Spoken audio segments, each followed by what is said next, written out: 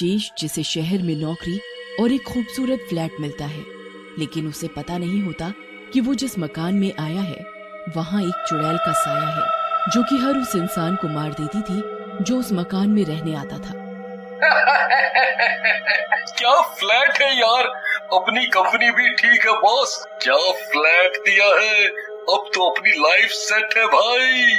कुछ दिन बीत जाते हैं, राजेश के साथ कुछ नहीं होता। एक दिन राजेश बाथरूम में नहा रहा होता है और चुड़ैल उसके पीछे आकर खड़ी हो जाती है। ठंडे ठंडे पानी से नहाना चाहिए, ओ ठंडे ठंडे पानी से नहाना चाहिए। गाना आए या ना आए, गाना चाहिए।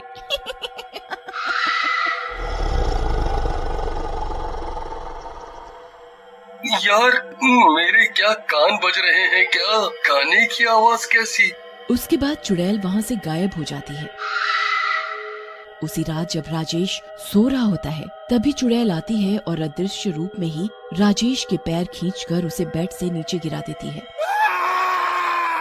राजेश डर कर नींद से जाग जाता है, लेकिन अपनी पूरी हिम्मत बांधकर जोर से बोलता है, कौन है, कौन है, किसने मेरे पैर खींचे, सामने आओ, मैं कई दिनों से देख रहा हूँ तुमको।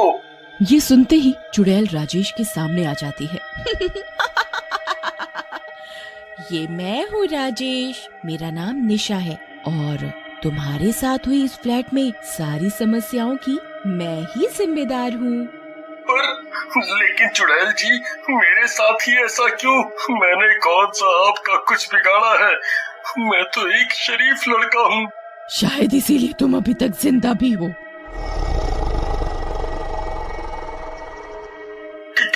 क्या मैं एक बात आपसे पूछ सकता हूँ कि आपकी इस हालत का जिम्मेदार कौन है? हाँ बिल्कुल, क्योंकि तुम एक अच्छे लड़के हो। मैं तुम्हें अपनी सारी पुरानी बात बताऊंगी। मेरा नाम निशा है और मैं जब जिंदा थी तो बहुत ही खूबसूरत और अमीर हुआ करती थी, लेकिन मैं राज नाम के एक दूसरे लड़के से प्यार करती थी, लेकिन मुझे नहीं पता था कि उसके क्या इरादे हैं। राज, तुम मुझे कितना प्यार करते हो? जान, तुम्हें पता है, अपनी जान से भी ज्यादा। निशा और राज बात कर ही रहे होते हैं कि तभी राज का दोस्त शामू वहाँ आ जाता है। राज निशा को वहाँ से जाने के लिए बोलता है और निशा वहाँ से चली जाती है। हाँ भाई कंगले, ये कौन सी बहुत अमीर लग रही है देखने में तो ये लड़की। हाँ यार, रहती है हमारे मोहल्ले में, पागल है तेरे भाई के प्यार में। तुझे तो पता है तेरे भाई को आता है बेवकूफ बनाना, बस थोड़ा पैसा बना लूं इससे, फिर छोड़ दूंगा इसे। यार जब तू इससे खेल रहा है तो थोड़ा मौका हमें भी दिला दे, मैं भी थोड़ा खेल लूं। वैसे भी इस गंदे चेहरे से कोई लड़की पटने वाली है नहीं। चल बेटे, कल तेरा भी उद्धार करवाता हूँ। उसके बाद राज और शामू वहाँ से चले जाते हैं और योजना के अनुसार राज निशा को एक फ्लैट में बुलाता है। वहाँ उसका दोस्त शामू पहले से ही मौजूद रहता है और एक दूसरे कमरे में छुपकर बैठा होता है। राज, तुमने मुझे यहाँ क्यों बुलाया, क्या हुआ? कुछ नहीं। राज और निशा बैठे होते हैं कि तभी वहाँ शामू आ जाता है। राज, ये यहाँ क्या कर रहा है? और तुम्हें पता है ना कि मुझे तुम्हारे गंदे दोस्त बिल्कुल नहीं पसंद। लेकिन तुम तो मुझे बहुत ज्यादा पसंद हो रानी। उसके बाद शामू निशा के साथ बुरा व्यवहार करता है। निशा राज को मदद के लिए बुलाती रहती है, लेकिन राज उसकी एक नहीं सुनता। राज, तुम प्यार के नाम पर कलंक हो। तुम और तुम्हारे दोस्त ने मेरे साथ गलत काम किया, लेकिन मैं चुप रहने वालों में से नहीं हूँ। मैं तुम सबको सजा दिलाऊंगी। मैं अभी पुलिस के पास जा रही हूँ। अरे अरे शामू, रोक यार इसे, ये तो पुलिस के पास जा रही है, ये तो हमें जेल करवा देगी। तू डरता बहुत है यार, कुछ नहीं होगा यार, रुक, मैं इसे बताता हूँ, ज्यादा झांसी की रानी बन रही है। इसके बाद शामू और राज निशा को फ्लैट से नीचे फेंक कर मार देते हैं। तो राजेश, ये थी मेरी सारी कहानी। अब तुम ही बताओ मैं कहाँ गलत हूँ। मैं जब तक उन दोनों को उनके अंजाम तक ना पहुँचा दूं, मैं ऐसे ही भटकती रहूंगी। ओह, तुम्हारी कहानी सुनकर तो आंखों में आंसू आ गए, लेकिन मैं उन दुष्टों को उनके अंजाम तक पहुंचाने में तुम्हारी मदद जरूर करूंगा। लेकिन तुम्हें एक वादा करना होगा कि आगे से तुम किसी भी दूसरे मासूम को परेशान नहीं करोगी और जैसा मैं कहूँगा वैसा ही करोगी। मैं वादा करती हूँ, जैसा तुम कहोगे मैं वैसा ही करूँगी। उसके बाद सार सुंदर लड़की का रूप बना लेती है और राजेश के साथ वापस अपने मोहल्ले में जाती है। उसे राज और शामू दिख जाते हैं। राज निशा की ओर देखता है। अरे वाह शामू, क्या सुंदर लड़की है यार। ये तो उस निशा से भी सुंदर और अमीर लगती है यार। लेकिन ये लंगूर इसके साथ कौन है? अबे होगा यार उसका पति या दोस्त, तुझे क्या? अगले दिन शामू के लिए खड़ा होता है। तभी वो सुंदर लड़की उसके पास जाती है।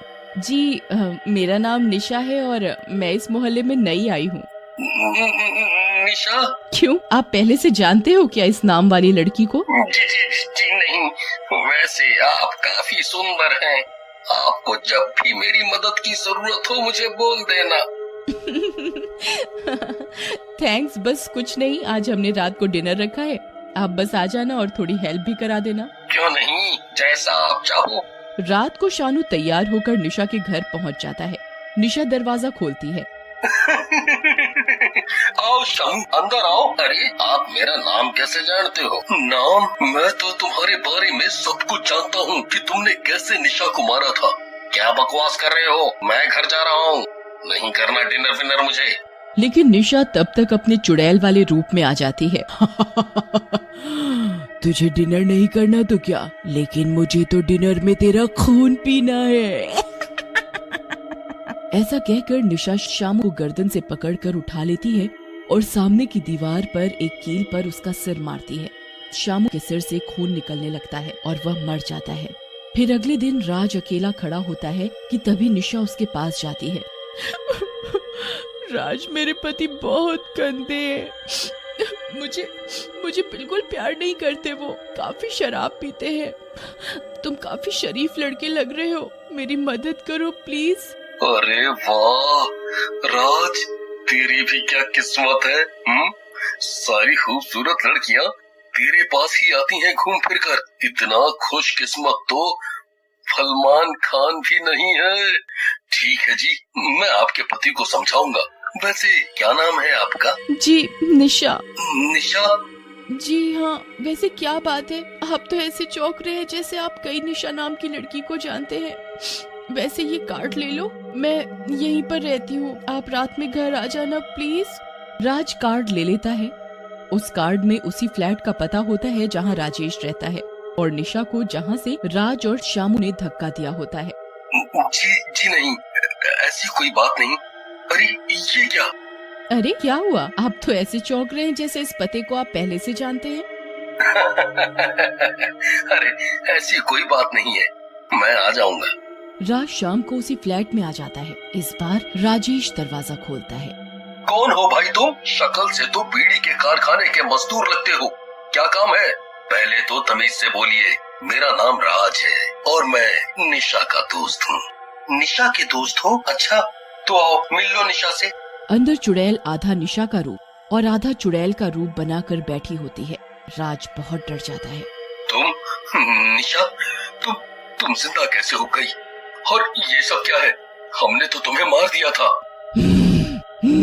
मैं जिंदा नहीं, चुड़ैल बनकर भटक रही हूँ तुम्हारी वजह से। ऐसा कहकर चुड़ैल राज को खिड़की से नीचे फेंक देती है और चुड़ैल रूप से अपने नॉर्मल और सुंदर रूप में वापस आ जाती है। थैंक्स राजेश, आज तुम्हारी वजह से मेरा बदला पूरा हुआ। थैंक्स करने की कोई जरूरत नहीं है निशा, तुमने बहुत अच्छा काम किया जो इन दुष्टों को इनके अंजाम तक पहुंचा दिया।